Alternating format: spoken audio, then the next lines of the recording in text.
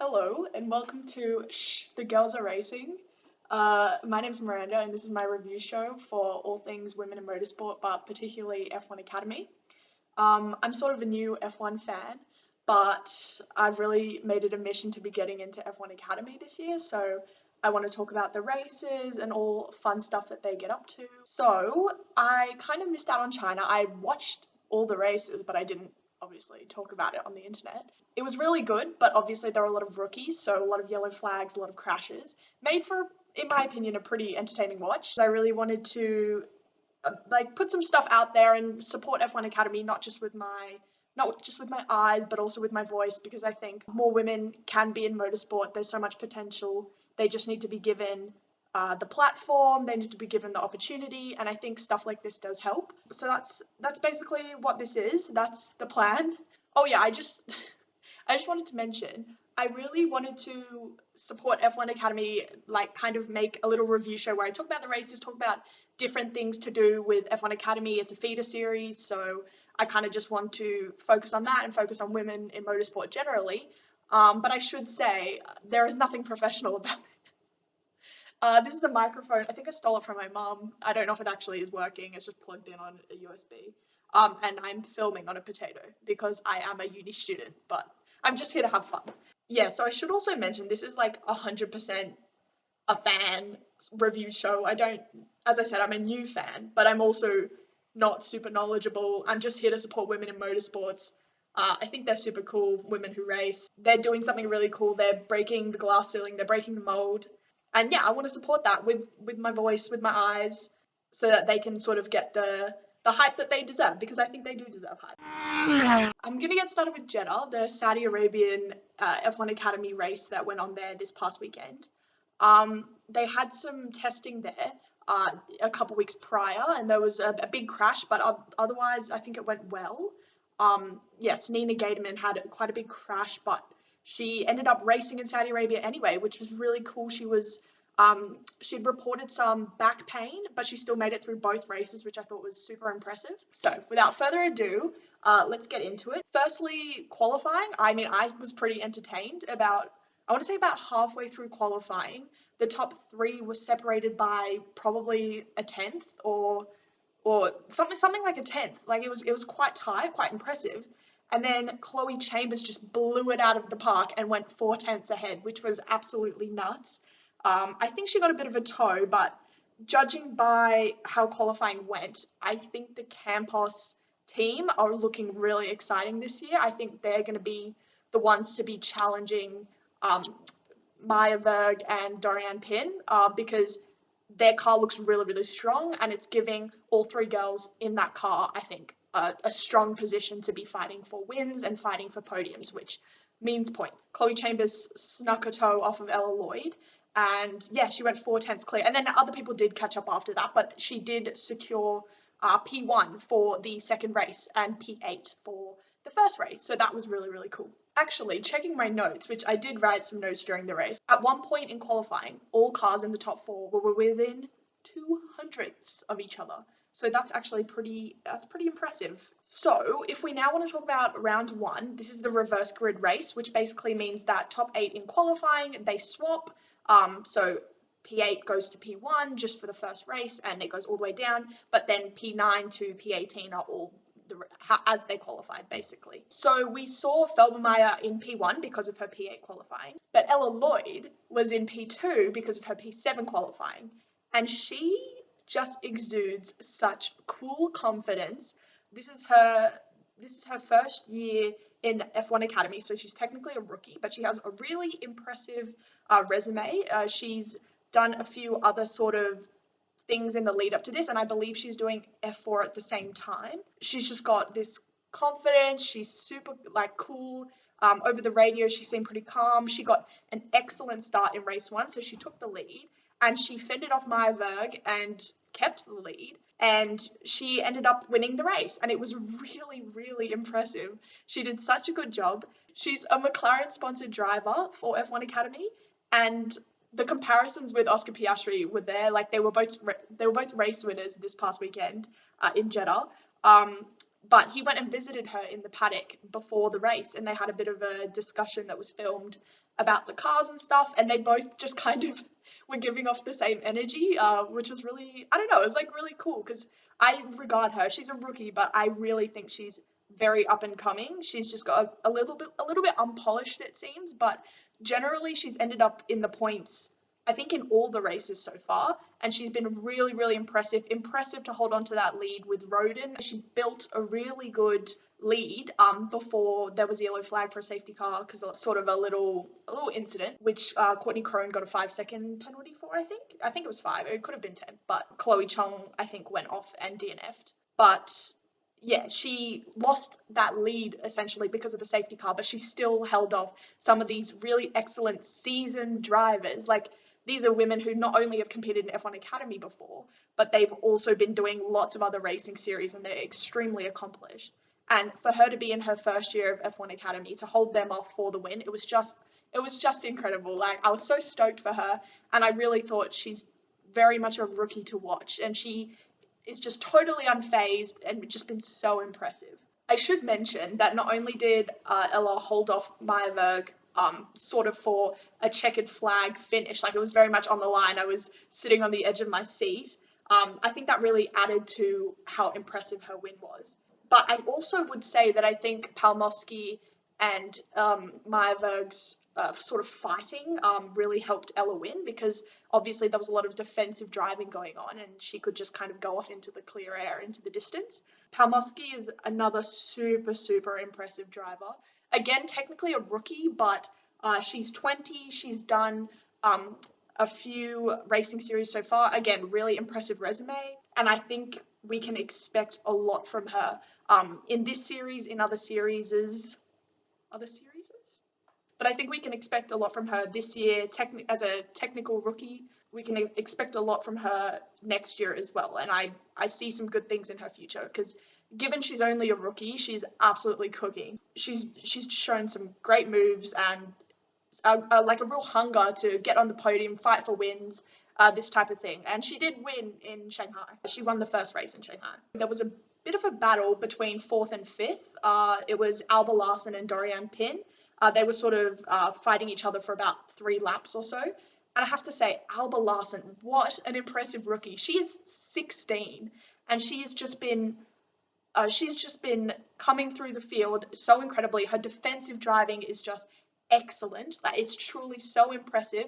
She's got so much grit, so much talent for a 16-year-old who I think has only done a season of F4 at the end of last year and hasn't done too much single seater from what I understand. And to be honest, even if she had, she's only 16. The ceiling is in the stratosphere because she has so much potential. She might not be leading the rookie championship, but she's definitely up there.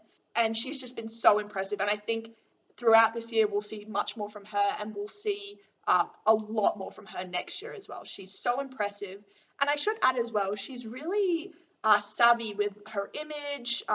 She's really been building like a really positive sort of brand around her. And I think that's really impressive because that's part of what F1 Academy is there for. They're not just there to race. They're there to be visible, get opportunities in terms of sponsorships, build their image, build their brand. That's part of the reason why F1 Academy is really, really cool, because it gives women that opportunity to build their brand, be visible. So I think she's taken advantage of that. She's got that business savviness, and I just genuinely really look forward to seeing what she's doing now in the future races and also in future years, because I think she's just got so much potential. Like 16 years old, holding off Dorianne Pin, holding off Palmowski, these girls that are older than her and technically on paper much more experienced than her. Even if they eventually passed, her defensive driving, I was just watching like this, it's just so excellent. Like, she's just so good. So really, really excited for her to see what comes from her. As a side note, I think it's interesting to look at the rookie championship versus the overall championship for F1 Academy, because I also think the rookies should be taken with a grain of salt in terms of how old they are as well, because some of these drivers are really, really young. So I think that we're going to see them learn a lot this year and see them perform a lot next year. I think it's a bit difficult to measure a couple of the girls who this might be their first time in single seater or their first sort of couple of times in single seaters versus some of the other rookies who have come in and have relatively substantial single-seater experience. So I think you've got to look at it with a bit of perspective, but I would say generally Alba Larson and Ella Lloyd are two rookies that I'm going to be following closely throughout the season because they're just so impressive and I want to see them do well. Palmoski as well, I expect her to do well. She's in a Campos car, she's Red Bull sponsored, she has the resume, and I think she is absolutely going to cook this year. But she was a wild card last year, so I don't know if she fully counts as a rookie. I think also Leah Block definitely deserves a shout out. She had an incident in qualifying which did end up messing up her qualifying and she started at the back. She was really quite upset after that qualifying, and I totally get it. It must be very difficult, especially after she missed out in Shanghai as well because of a bit of an incident. But yeah, in this case, she just went flying and just the car hit the barrier, so that was a bit unfortunate. But within the first couple laps, she had gone from 18th to 14th, and I think that was really, really impressive. She was caught up in the pack for a little bit, but she ended up in 12th, which I think it's super impressive. Like, it's not in the points for race one, but to be starting in P18 and to move up like that, I think that was really, really impressive. I would think we really need to see more from her, and I think we're going to in the next couple races. She's a Williams back driver, and she is in her second year, but I think we haven't seen the best from her yet. It was a pretty good recovery drive for race one, but I think we just need to see a little bit more, and I think we will, because I think the potential is there. I think she's really, really talented. She just hasn't. She's had a few unfortunate qualifying runs or free practice issues, but I think we will see more from her. Lastly, I just want to mention, I think it was so great that we saw Andrea Stella at the podium celebration that they had. He's obviously the McLaren team principal, there to support Ella Lloyd for winning the race, getting P1. I think it's really important. I know these girls who are backed by the teams, the 10 teams, they're in the driver program. It's not necessary that they are supported directly by the team because they're just in the younger driver program. But I think it's really cool that they do support and that they do show up, because it really helps. It gives a little legitimacy. It recognizes the hard work that the girls put in, especially when they win or they podium. They deserve their flowers, for working hard and doing something incredible. And I think it's really nice to see that support there from the actual teams. When Alicia won in Shanghai, Christian Horner did go to congratulate her at the finish line, which I thought that was really cool, because it shows like, hey, we see you, like, you're doing a really good job and we want to support you, which I think even just eyes on the podium, like, it matters, especially from people as important as them, as team principals. I did think it was a bit of a shame that we didn't see Toto Wolff show up for Dorianne Pin's win in Shanghai. She won the second race with an excellent overtake on Maya Berg. I think it was literally in the first turn of the first lap, and she held that during safety cars. Maya Berg just couldn't get around her, and Maya Berg was pretty upset about that, it seemed, based on the cool-down room and the podium. But Dorianne won, and she was incredible in the race to hold off everyone that she did. And, I mean, Toto Wolff might have been there, but he wasn't shown on screen. I just thought it was pretty disappointing because Dorianne is definitely an up-and-coming talent. I know she's in her second year, but she has done some incredible stuff in other racing series and other racing types. I think she's had a podium in endurance racing. She's just, her resume is stacked. She's done incredible stuff, and I think she will continue to do incredible things. And as a Mercedes back driver, I don't know, I would expect the team principal to be there, especially because Mercedes really engage in so many programs about supporting women in sport and women in racing. So anyway, it doesn't really matter, but I think it's just that it lends a bit of support to these girls. I'm sure they know it's there, but it's also about the visibility. So anyway, on to race 2.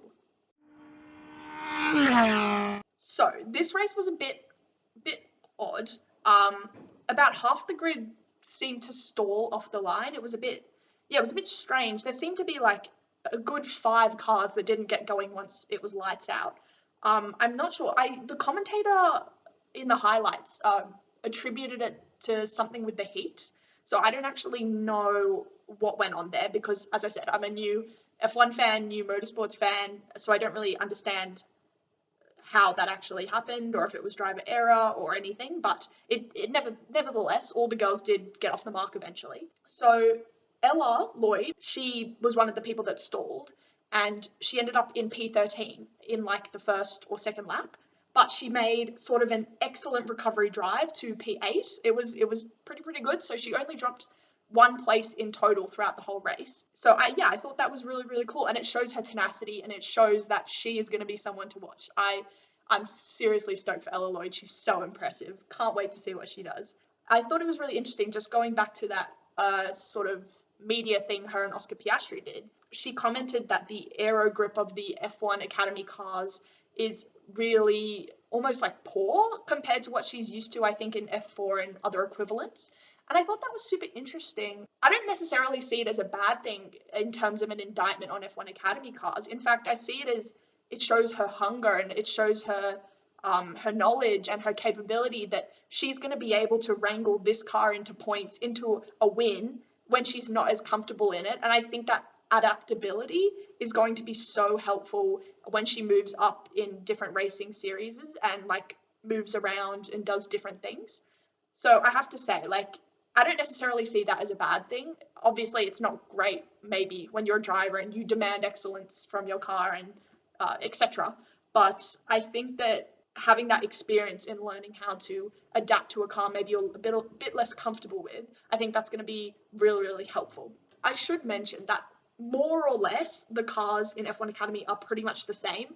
They use all the same engine. I think it's kind of cool that you get to assess the drivers almost solely just based on their driving. Like, there are different teams run the different cars, so there are differences, don't get me wrong, but a lot of it is the drivers. So I think that's kind of cool that you get to assess that. I don't know about the other feeder series, but it seems like that the fact that F1 Academy have relatively similar cars and specs or regulations, I don't know, whatever they're called, I just think that it means that you really get to see the driver's talent stand out a little bit more than perhaps if one team just had a really fast car. So I mentioned Ella in the second race, but if we want to get to the race winner, Maya Berg, she won because of Chloe Chambers' 5-second penalty. Chloe qualified first, but there was a little incident between her and Maya Berg when they were fighting for first place. There was a little pushing and sort of defending, and at one point Maya Berg did fly a little bit in her car. It did result in a 5-second penalty for Chloe, who had an incredible race. I think they swapped 1 and 2 a couple times, but she was really good. She worked really hard. Once the viewers got told she had that penalty, it became, oh, she's going to get third place. From what we could see on the timing tower, that's what it's called. What happened is Palmowski and Larson were fighting so much that it didn't seem like, fourth place was going to be an issue. She wanted to stay on the podium, and that seemed like it was going to happen because of the fighting between Palmowski and Larson, and Pin, I should add as well. But then Doriane lost quite a bit of pace, and Chloe Chambers picked it up. And what ended up is we had sort of like last lap, I want to say maybe the last kilometer of the last lap, we were watching down the bottom of the screen to see if Chloe Chambers could get outside of 5 seconds to make sure that she could get second place, not third. And I was on the edge of my seat once again because it was the gap to Doriane Pin. It was 4.8, 4.9, 5.1, 5.0, 4.9. But she eventually made it to the finish line with just over 5 seconds to secure second place, which was just, it was just so impressive. I know Doriane was a bit disappointed with that she didn't have the pace in the car, but it was just so impressive. And once again, the rookies, Palmowski and Larson, affecting the results like that because of their impressive drives definitely shouldn't be counted out. But yeah, it was really cool to see. It was effectively a photo finish in terms of the timing and finding out if she had secured P2, which she had. It was really cool. This is Maya Berg's first win of the season after losing out to Doriane in Shanghai in race 2. She was really disappointed when she lost out to Doriane in Shanghai. You could see it on her face and sort of in her mannerism. She wasn't happy. She felt like, I think she was okay with Doriane overtaking her because she thought she'd overtake her back. But then I think she commented that she didn't feel like she had the pace in the car, which is obviously disappointing, but she's come this past weekend to Jeddah. She's been really impressive in qualifying in race 1 and race 2. And yeah, so she eked out that win. I think she must be one of the favourites to win F1 Academy this year as a sort of seasoned driver herself. I do have in my heart a little special spot for Doriane. I think Doriane is my favorite to win F1 Academy this year, but I do think that Maya Berg must definitely be in that conversation. She's very very impressive, very serious. I don't know if this mic is working. As I said, I was on the edge of my seat in that last lap for about the last kilometer, but also the whole lap was so nerve-wracking because I think what happened was Chloe set a purple first sector, but then Doriane set a purple second sector. So we were really like, is she going to make the 5 seconds? Is Doriane going to secure second? Is Chloe going to secure second? And yeah, it was just incredible to watch the timing flick back and forth. For Chloe to do what she did was truly incredible. I think she is in one of the best cars, but she's also one of the best drivers. I should mention that she is the only Haas driver to have ever given Haas a podium.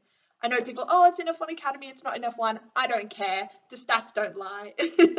She moved from Haas this year to Red Bull Racing with Ford. Really, really impressive. This is her second season as well, so she naturally must be in the title conversation, given how talented she is. Again, I should say podium for Haas. So she's moved on from Haas this year to join this Red Bull Ford team. With Campos as well. So things are looking really, really good for her. And her drive at the end there was just, oh, it was just so impressive. It was really cool to see her hang on to that because I felt she deserved to be in the top two. Just an unfortunate sort of incident with Maya Berg that got her that penalty, which was deserved, but it was so cool to see her make up that 5 seconds. And I know disappointing for Doriane, but really cool in terms of being a fan and watching the race and sort of being on the edge of my seat, waiting to see what would happen next. I will say that F1 Academy, it doesn't have any DRS, and I know some people will take issue with that. They're like, oh, it's so slow, as if they don't know that the regulations are different. The closeness of the field and the similarity of the cars means, in my opinion, that these girls don't need DRS. We see plenty overtakes during the race anyway. Like seriously, the amount of overtaking is pretty substantial. So like in my opinion, they don't really need DRS. I think they would need it if, I don't know, the cars were faster or cars were like substantially different, like maybe they had different engines or something. But in my opinion, from a viewer perspective, from a fan perspective, it doesn't really matter because we see plenty of action. We see crashes, we see safety cars, we see the whole lot. So yeah, it's not such a big deal in my opinion as a fan. And I guess just on that, people thinking F1 Academy is slow. Well, the feeder series are designed to be slower than F1 because it would just, quite frankly, be dangerous if they were as fast as F1, given that they're for younger racers who are less experienced. But yeah, the speed trap showed Pamoski Verg in the 230s, 230 kilometers type of area. And yeah, I think they're so cool, these girls. Like, I literally cannot imagine going that fast in a regular car, let alone in a racing car around a circuit. I think when David Coulthard said a regular person couldn't drive an F1 car, I wholeheartedly agree. I don't even think I could drive an F1 Academy car. I couldn't drive an F4 car. I think I would flip a go-kart if I ever tried. I once did a luge ride and I did actually fall off. I fell. I took the corner a bit too quickly. So clearly, as someone who's not very talented in anything related to going fast on wheels, I just find them so impressive. And those speeds, I look at them and I go, oh my God, not for me. And so impressive that they do what they do. So yeah, I think I mentioned this at the start, but I also just wanted to say that Gatorman had a really impressive 2 races. I want to really reiterate that because yeah, she was saying that she had some back problems still after these races in Jeddah. From what I understood in testing, what people were reporting, it was a pretty serious crash. So yeah, I just thought it was super impressive for her to even get out there and do what she did, to race as she did. It shows the mettle of these girls, and she was so impressive. And she almost won race one in Shanghai, if not for a bit of a car failure, from what I understood, on how she dropped back and DNF'd. After leading the whole race, she was so impressive. I think we're going to see really, really good things from her. She has a really good resume as well, but is also a rookie. So I think we're going to see some really, really cool development from her. I guess another thing I wanted to comment on was Joanne Ciconte, I think that's how you say her name. She is F1 Academy's sponsored driver, so she drives a really cool white car. It's got sort of like a purple, pink, blue fade on it. I think it's really, really cool. And that's another thing like that I love about F1 Academy. Like they have cool cars, they have cool suits. They don't have to be like F1. They're there to learn, get visibility, do a good job. But it's also about diversity. It's also about inclusivity as inherent of the nature of the series. So I think it's really cool that they leaned into that because they don't have to do everything like the men. I believe she got her first points in the second race. She's really, really young, another rookie. She's from Australia, so huge shout out from me. I'm watching her and Ava learn as rookies this season. I think we're going to see a lot from them next season as well because I think they're learning quite a lot. But it was really cool to see her score points, totally deserved. She had a tough couple races in Shanghai with sort of they served a penalty incorrectly, which really was tough for her. And then there was some other issues. But yeah, the two of them, as an Aussie myself, I'm supporting them and I'm looking forward to seeing what they can do this year, but also next year because, you know, they're in a really tough spot as rookies with some extremely talented women who this is their second season and they're doing really, really well. So it's tough to be in a battle with them. But I think we're going to see a lot of development from them this year, and we'll see a lot from them next year as well. I think lastly, just on Meyerberg, she moved from Prema this year to MP Motorsport. I think that's a really interesting move to make, but I think it shows that she means business. She's here to win. She's here to do really well, get that visibility, earn her points, earn her potential championship. And so she obviously saw this step as the right thing to do. So really interested to see what she does with it. As I said, I think she's more than capable of winning this. I think she's going to win several more races as we go on with this season. She, I think, was the first woman ever to join Ferrari's driver program. So she's a Ferrari sponsored driver. And yeah, I think we're going to see a lot of good things from her. She seriously means business because, to be honest, she started the second race pretty high up. So she qualified really well. But that meant that she wasn't in the best position in race one, but she still made it up to get second. Like that's a pretty incredible drive. And I can't wait to see what she does. She's clearly very talented and here to win. And I think that mentality is just really cool to see. She's here to use this as a building block for her future career, which I think she will have lots to show us in the coming years outside of F1 Academy. The last thing I wanted to touch on was the wild cards. Since I really started getting into F1 Academy this year, I didn't really know much about the wild card spot. So far from China and Jeddah, the two haven't been super impressive, but from what I understand last year and the year before, there were some impressive wild cards. So I'm looking forward to seeing a few more that can show us what they can do. I think people who complain about them being particularly slow, I think that's misplaced, to be honest, because the girls who are wild cards tend to be, it's not always true, but they tend to be very, very inexperienced. And this is either their first time in a single seater or one of the first few times being given this opportunity and having to do something of this caliber. So I think, you know, their sort of poor results should be taken with a grain of salt. I think they should, in the spirit of F1 Academy, which is all about promoting women in single seaters, diversity, inclusivity, these types of things. I think in the spirit of that, they've done a really good job, and it's a really good building block. It's an opportunity for visibility, and they can only get better and more competitive as they go along. So whilst the wildcard showings have been a little bit disappointing so far, I think that there's definitely more to come, and I still really like the premise of it, because why not just have one random person show up for a weekend and just see what they can do? Like, I don't know, I think that's so fun. If people saw F1 Academy as, you know, something a little bit experimental where they can have fun, then I think people would feel a lot better about it. And they would stop just complaining, because why can't F1 Academy be fun? Because God forbid they do something different to F1. Do you know what I mean? And it's not F1, it's a feeder series. Anyway. The last thing I wanted to touch on was just the team leaderboard going into Miami, which is not this weekend but the next. We can talk about the championship leaderboard a little bit later, I think. This is my review show channel, so I can do whatever I like.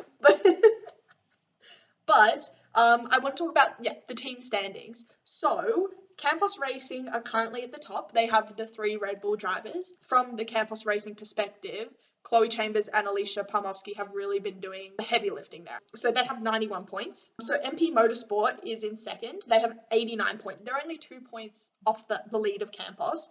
And that is because they have Ferrari, Tommy Hilfiger, and F1 Academy. So those are the three drivers. Meyerberg is doing a lot of lifting there for MP Motorsport. Alba Larson, though, as I've been saying, as I gave her a whole little segment, she is so talented. She's so incredible for a 16-year-old rookie. She's going places, and she has been securing pretty consistently, I want to say, P5, P6, all around that sort of mark. So not super high points, but she's been really, really consistent. So that's been assisting Meyerberg sort of push to the top. And then Joanna is the third driver, and she got her first points. So not bad for a rookie as well. Prema Racing is in third with 71 points. And they have Aston Martin, Mercedes, and Alpine. So Alpine is Nina Gaterman, Dorian Pin is Mercedes, and Tina Hausman is Aston Martin. Tina is in her second year as well. She's been doing all right. She had a couple of issues in Shanghai. Dorian, of course, speaks for herself. She's been doing a ton of heavy lifting with her race win and her consistent sort of podium or P4, P5 finishes. She's been doing a really excellent job. And Alpine, Nina Gaterman just had a bit of an unfortunate go in round one in Shanghai. She was leading the race. She was well on her way to winning it. Her car had the sort of failure right towards the end, which was so unfortunate. She's been doing pretty well as well, just sort of in that type of points position. And I think also, as a rookie, as she continues on, she's going to be really, really impressive because she showed that in race one. And I know that's reverse grid, but she held on to that P1 through a bunch of safety cars. So I think that's really impressive. In fourth on the leaderboard is Rodin Motorsport. They have Kick Sauber, McLaren, and Charlotte Tilbury. So Charlotte Tilbury is, Chloe Chong is the driver for them this year. Kick Sauber, Emma Felbermeyer is their driver. And what the commentary said in Shanghai is that this is actually her first year in a single-seater. So she's come out of karting. So she hasn't had much opportunity yet to show what she can do. She has been doing an incredible job for a first-gen single-seater because most of these other girls, even the ones with limited experience, tend to have at least single-seater experience. So she's doing something incredible here by stepping up onto such a big stage that is Formula One Academy from karting. So she was in P1 for race one and she ended up outside of the points. But she still had a really good drive and she did some really good defensive work, which I personally think also helped Ella Lloyd win. She's in her first year of single-seater, and I think we're going to see some great things from her as the season goes on and next year as well. So the McLaren is obviously Ella Lloyd, the incredible woman that she is. Super stoked for her race win. Still talking about it, of course. I keep talking about it because she's so impressive. And Chloe Chong, she had a bit of a difficult start with some crashes and stuff, but I think she will also get better as she eases into it a little bit more in her second season. But it's not her direct second season. She competed in 2023. Rodin Motorsport have 34 points. There's a huge gap between 71 and 34 points between Prema and Rodin in third and fourth, but there is also a huge gap between fourth and fifth to ART Grand Prix. They have 2 points, Haas, Puma, and Williams. Nobles had a really, really tough go of it in Shanghai. She said on the radio, "I'm so unlucky," because I believe she DNF'd both races. Leah Block is in the Williams. She's in her second season, super capable. We know she can do good things, but she just has had some trouble in qualifying or free practice. That has really set her back. I believe in her. I think she has so much potential. She's just been struggling to show it so far, but she will show it. I truly think before the season's out, we will see some really good things from her. But that does put ART in fifth. And rounding out the team standings in sixth is High Tech TGR. They have 1 point. They have American Express, Tag Heuer, and the wild card. So naturally, every team out of these 6 teams has 3 drivers. Them having the wild card, I think, naturally puts them in a bit of a disadvantage because that person doesn't necessarily have a stronger or, I guess, consistent experience as all the others. So that makes it harder for them to score points, I do think so, especially with the wildcard performances we've seen so far. Tag Heuer is Ava.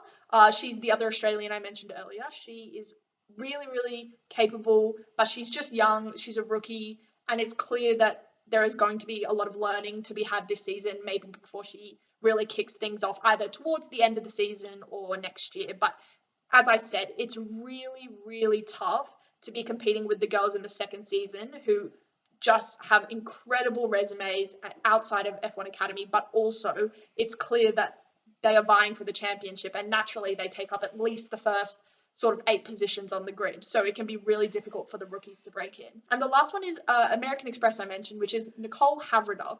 She is Canadian, I believe, or at least from North America. She seems, from what I understand, to have a pretty good resume as well, but also this is seemingly her first time in the sort of F1 Academy setup and these types of things. So I think, again, as a rookie, she's also at a bit of a disadvantage, similar to Ava, because she's also, relatively young as well. Nicole had a bit of an issue in Shanghai. She had a few sort of incidents related issues, which I think it either DNF'd her or it put her towards the back of the grid. I think that both Ava and Nicole have really good potential. They have really strong potential. I'm looking forward to seeing what they can both do. But for now, with how competitive it is with the girls in their second season and the girls who have a lot of prior experience, I think trying to compete with them this year is going to be really, really difficult. And I think what we're going to see from them is a lot of learning to set them up for the end of this season and next season and any other series that they do. So I think that's what puts them down in 6th in that tough position there. But to be honest, it's not so bad. We're here to see them do amazing things as fans. We're here to see competition, and it's really, really tight this year. There are a number of people that realistically could take the title. I think this season is shaping up to be really impressive. Yeah, Jeddah was really, really good from my perspective as a fan. I've been having the best time following along, taking notes, supporting all my favorite drivers, and I can't wait to do it even more. I can't wait to learn a lot more about feeder series. All of them really, because I don't know much, but through F1 Academy I really have been learning a lot. It's really good to get people watching. It's amazing that they stream on YouTube, which you can all go watch. It allows so much accessibility for people to become a fan, which is super, super cool. And that definitely helped me in my adventure to become a huge fan of F1 Academy, which I am. I'm becoming the biggest fan, and I'm so stoked to see how Miami goes. I'm so stoked for the rest of the season. And yeah, bring it on, I say. All my friends have had to hear me talk incessantly about F1 Academy, so now it's on the internet for everyone else who is interested to hear as well. But yeah, thank you for watching my review show. I'm on a learning journey too, so you can come on the learning journey with me if you so choose, but if you don't, that's okay as well. Okay, alright, we're done here. I'll see you later.